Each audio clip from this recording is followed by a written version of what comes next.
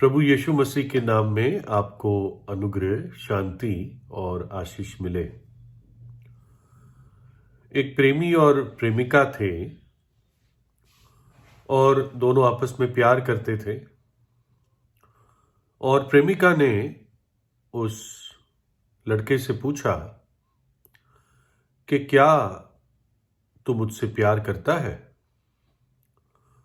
तो प्रेमी ने कहा, हाँ मेरी प्रिय, मैं तुझसे प्यार करता हूं।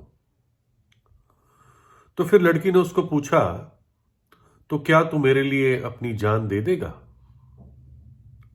अब यहां पर जो लड़का था वो फंस गया। उसको नहीं मालूम था अब क्या बोलूं,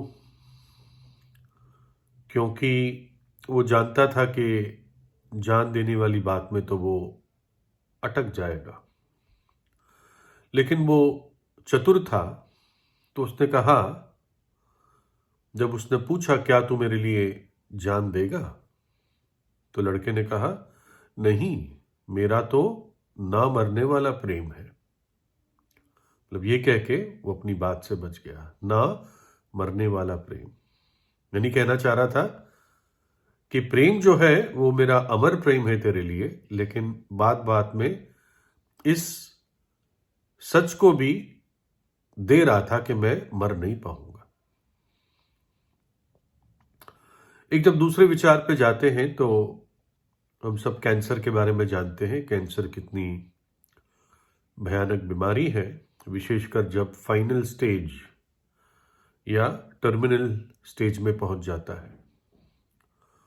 और जब कैंसर शुरुआत में पता चलता है तो लोग उसको ऑन्कोलॉजिस्ट से रेडिएशन लेते हैं। कुछ किरणें उन कैंसर की जगहों पर डाली जाती है ताकि कैंसर के सेल्स मर जाए।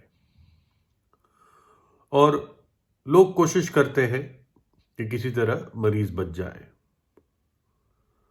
तो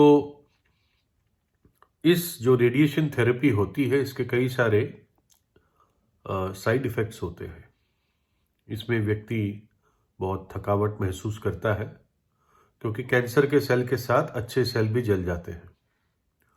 तो व्यक्ति थकावट महसूस करता है, जो त्वचा है उसमें चेंजेस आ जाते हैं, बाल भी गिर सकते हैं जब कीमोथेरेपी होती है, और मुंह में भी प्रॉब्लम आ जाती है, मुंह बहुत सूख जाता है, और बोलना चबाना ये भी मुश्किल हो जाता है जब मुंह के एरिया पे भी वो किरणें लगती है।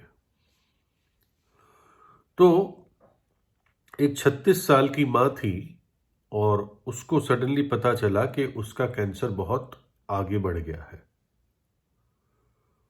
और यानी वो मरने वाली है। अब ऐसे ही स्टेज में नहीं था कि रेडिएशन के द्वारा ठीक किया जाए, कीमोथेरेपी के द्वारा वगैरह ठीक किया जाए, यानी अब उसके पास समय था। तो उसने डॉक्टर से पूछा, मुझे क्या करना चाहिए, क्योंकि इसके 3 बच्चे थे, छोटे बच्चे थे।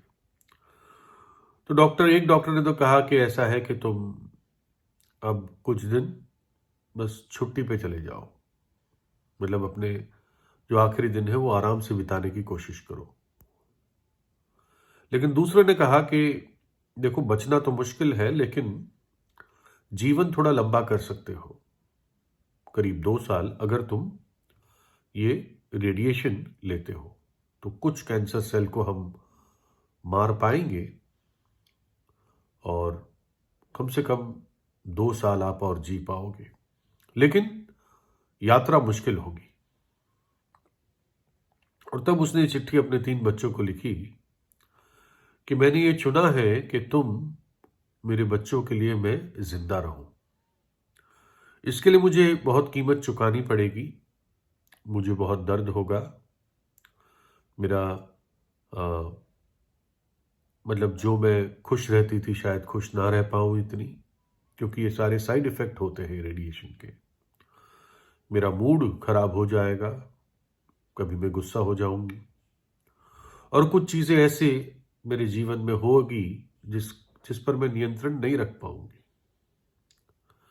लेकिन अगर मैं 1 मिनट भी तुम्हारे साथ ज्यादा जी सकती हूं तो मैं जीना चाहती हूं, और तुम्हें भी मेरी जरूरत है, मुझे मालूम है।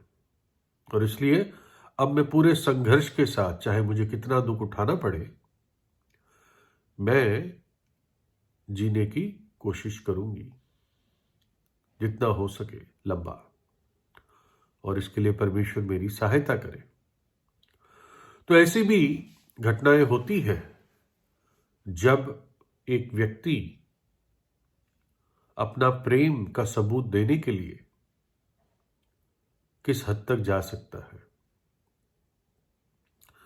लेकिन जब हम बाइबल की कहानी देखते हैं, सत्य कहानी, तो हम देखते हैं प्रभु यीशु मसीह किस हद तक गया अपना प्रेम प्रकट करने के लिए। वचन कहता है वो मृत्यु तक आज्ञाकारी रहा, हां, क्रूस की मृत्यु तक।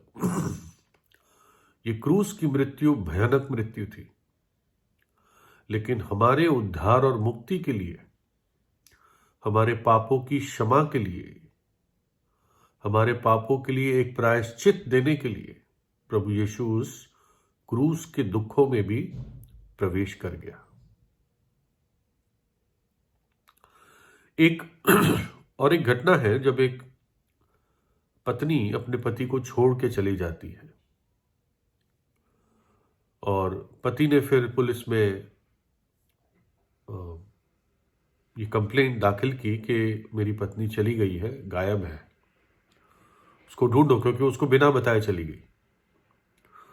और कुछ हफ्तों बाद पुलिस ने उसके लोकेशन को पता किया, उसको ढूंढा, और उसी शायद शहर में थी वो, लेकिन वो दूर थी थोड़ी।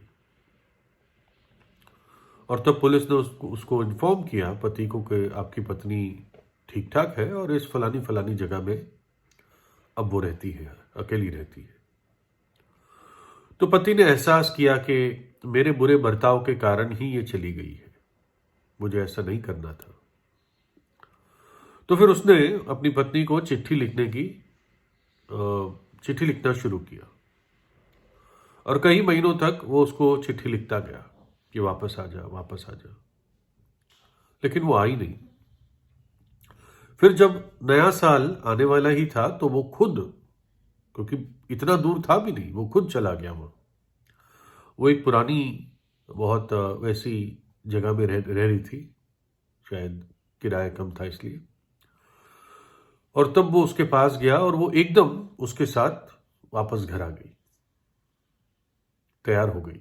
तो जब रास्ते में वापस आ रहे थे तो पति ने पूछा कि मैंने इतने महीने तुझे चिट्ठियां लिखी, जब मुझे एड्रेस मिला पुलिस के द्वारा, तो अब तू घर क्यों एकदम राजी हो गई आने के लिए?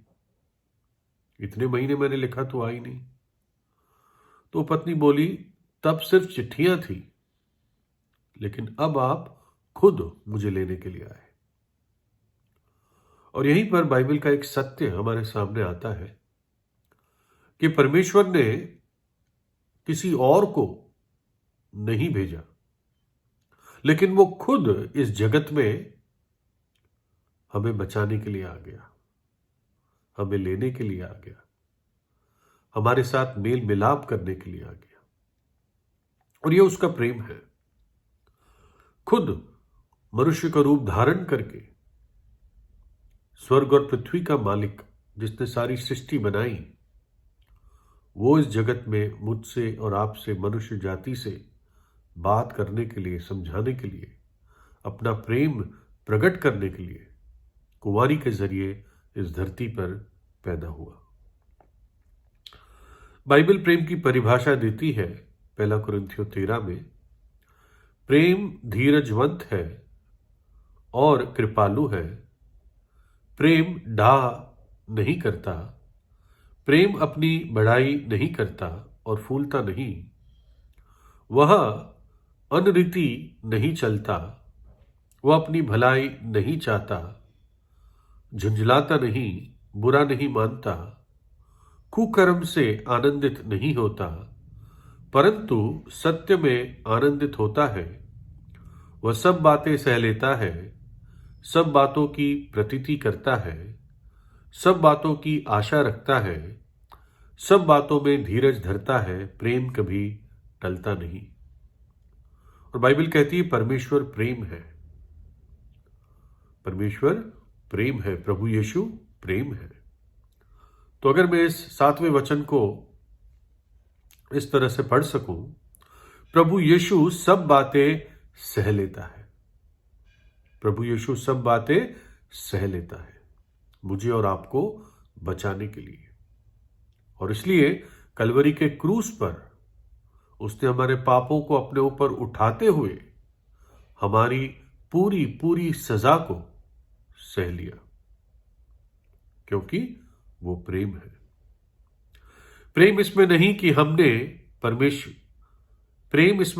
हमने परमेश्वर से प्रेम किया, पर इसमें है कि उसने हमसे प्रेम किया और हमारे पापों के प्रायश्चित के लिए अपने पुत्र को भेजा।